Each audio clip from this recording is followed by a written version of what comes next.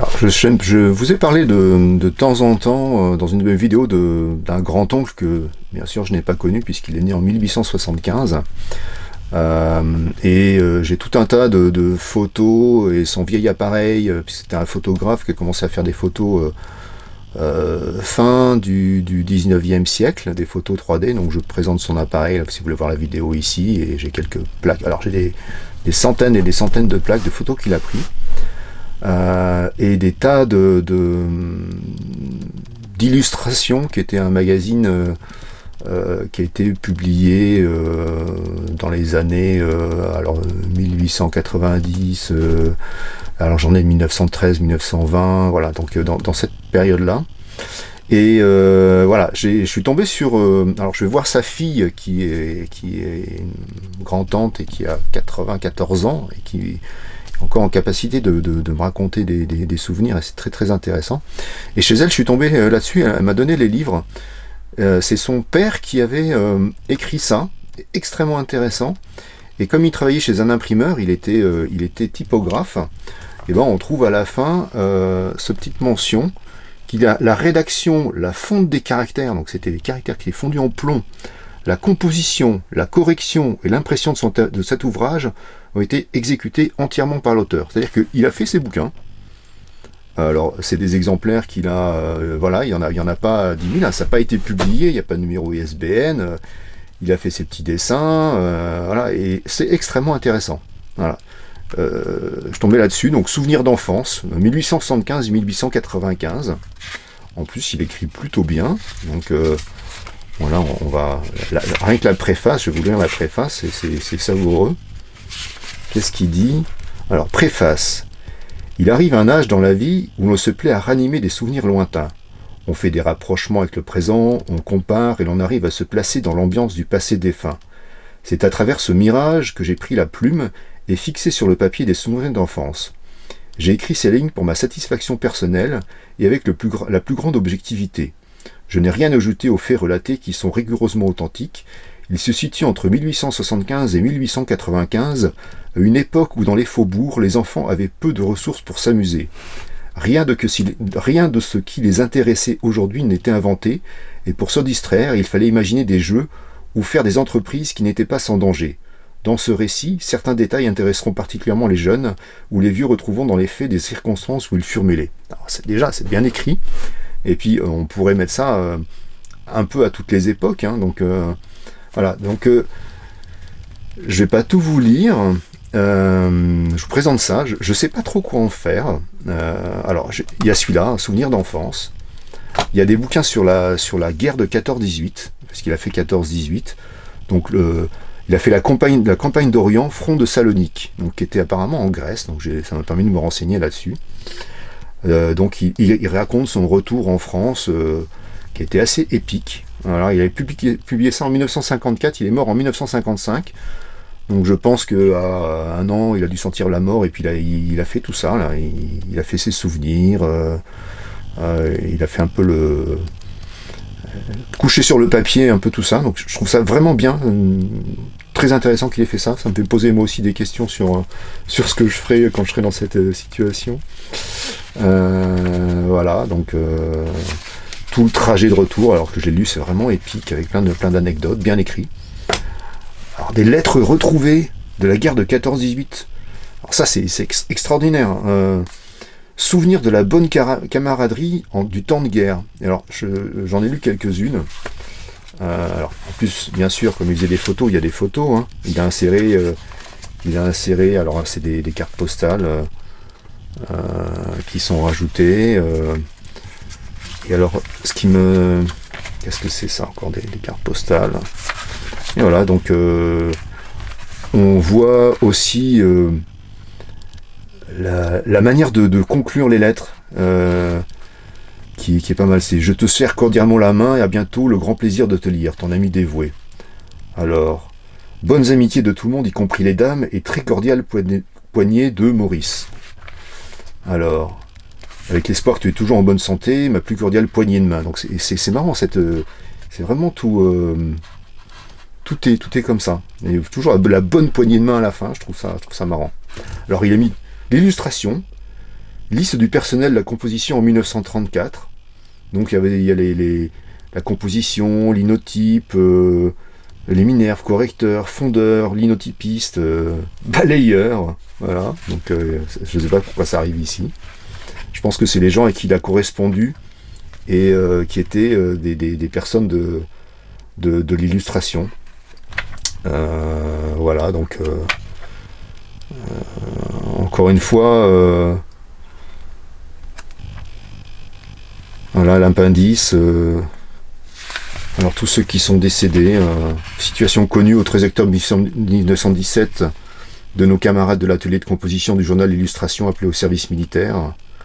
Barbé Maurice, Murcien Bancardier, fracture du crâne à la bataille de Verdun, mort des suites le 12 octobre suivant, Marcel Boreiller, chasseur à pied, disparu depuis le 3 octobre 1914, etc. Donc voilà, je pense que ça intéresserait certainement des familles.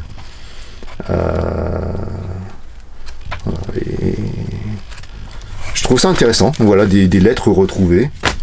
Alors le journal qu'il appelle le journal d'un tringlo en Orient, c'est la campagne de Salonique de 1915 à 1917.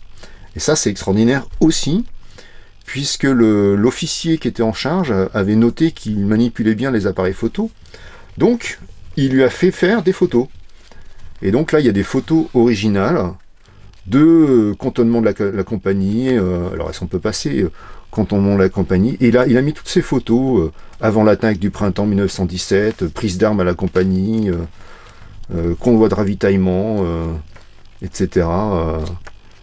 Donc il y a son histoire de cette campagne, plus des photos qu'il a documentées pendant tout du long. Alors les officiers qui sont là, un enterrement, les laveuses, la rue principale, le Florina, voilà. Donc j'ai pas tout lu là-dedans, mais voilà, c'est intéressant. Alors avant-propos.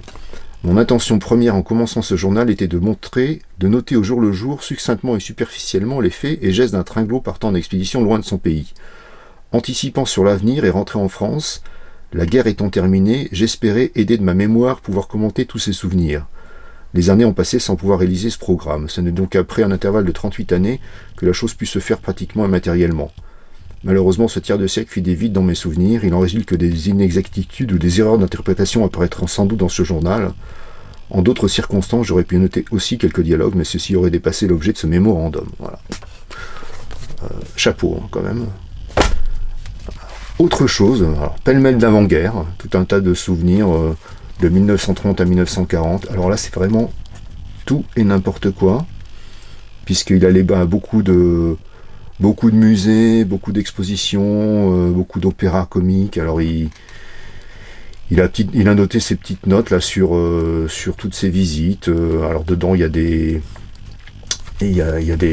des notes intéressantes qu'on retrouve, des paroles de chansons, voilà, bref. Mémorandum aussi pareil, donc 1930 à 1934, suivi de Candide de l'Optimiste. Je sais pas pourquoi il a mis Voltaire là-dedans. Alors là-dedans, on trouve des choses intéressantes, notamment des prix. Alors ça c'est intéressant. J'ai marqué la page. Aperçu de quelques prix de denrées de l'année 1918. Le boisson, etc. Et alors, sa fille me disait qu'il était obsédé par le prix du pain. Il mangeait beaucoup de pain. Donc ça revient assez souvent. Alors le pain taxé, en 1918, 0,50 francs le kilo. Voilà. Alors une note des trucs de genre, en 1953, 1er septembre, catastrophe de l'avion Air France Paris-Saigon qui entraîne la mort du violoniste Jacques Thibault. On se demande ce que ça va voir là-dedans, bref. Et on trouve un peu plus loin l'évolution des prix du pain. Alors j'ai été un peu plus loin. Tac. Notre prise. Alors, ah oui, ça c'était extraordinaire aussi. Donc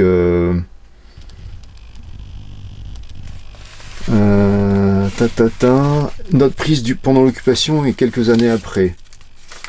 Alors, qu'est-ce qu'il y a? Ah oui, 18 mars 44. Qu'est-ce qu'il y a? On ne trouve plus rien à manger le 18 août. Alors, 18 août 44, on ne trouve plus rien à manger. 19 août, 2 heures de queue pour avoir du pain. 20 août, fermeture du métro. 25 août, entrée des Américains à Paris. 11 septembre, réouverture du métro. 30 septembre, les plats cuisinés sont supprimés. Voilà. Et après, on retrouve les fameux prix du pain. Aperçu de quelques prix de la fin de juillet 46. Pain, le kilo, 7 francs 40. Alors, en 38, on était à 0 francs 50, hein, 7 francs 40. Alors ça, on était juillet 1946. 20 août 1946, le prix de pain passe de 7 francs 40 à 11 francs 50. Donc, bonjour l'inflation. Alors, je crois que j'ai vu... Voilà. Donc là, on était au 20 août. On passe au 11 août 47. Donc, un an après, le pain passe à 24 francs le kilo. C'est hallucinant. Donc, on était à 0 francs 50 en 38. En juillet, 7 francs 40. En juillet 46, 7 francs 40. En août 46, 11 francs 50. En août 47, 24 francs. Et le 15 septembre 48, donc un an après, le pain passe à 35 francs le kilo. Donc, au passage, mort de mon père ici, bon. De mon grand-père, pardon. Lapsus. Voilà. Donc, dedans, il y a des petits trésors là-dedans. Je voulais vous les montrer. Je ne sais pas trop quoi en faire. Voilà. Je trouverais dommage que ça soit pas un petit peu conservé. Donc j'avais dans l'idée de les faire transformer, soit de les scanner, soit de les réécrire et de faire des e-books, parce que voilà, je trouve que c'est intéressant. Après, il y a des choses qui sont assez personnelles dedans, donc il faudrait peut-être faire un petit peu le tri ou faire un petit extract. Voilà, je vais vous laisser commenter. Je suis curieux d'avoir votre avis. En tout cas, je trouve ça extraordinaire qu'il ait réussi à faire ça.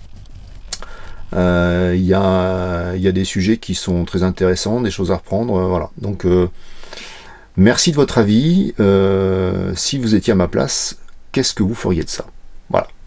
Merci beaucoup. Au revoir.